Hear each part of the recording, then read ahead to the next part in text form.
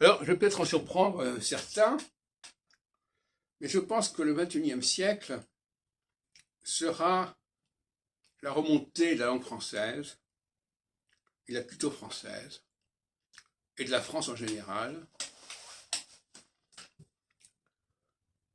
Et ça va très loin, puisque je pense quelque part que la langue française deviendra une sorte de nouvelle langue sacrée. Je suis prophète de ce processus. Je suis bien placé pour le savoir.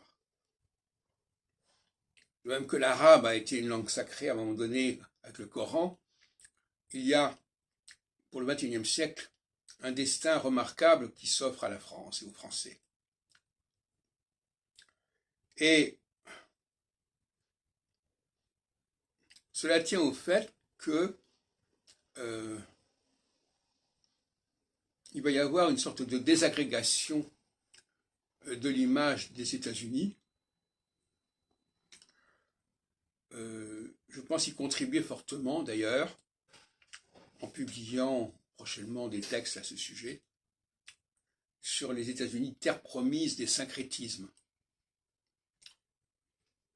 Syncrétisme, qui est souvent d'ailleurs articulé sur les questions de synonymie, ça c'est pareil que ça, etc.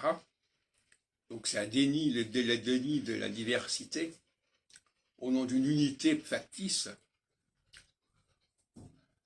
unité de la langue, unité de toutes sortes de choses,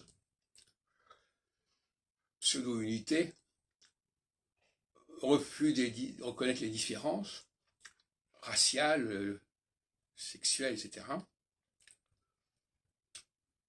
Et d'ailleurs, la French Theory, qui a eu un succès important aux États-Unis, était également un processus de désagrégation du syncrétisme, que je reprends à mon compte quelque part.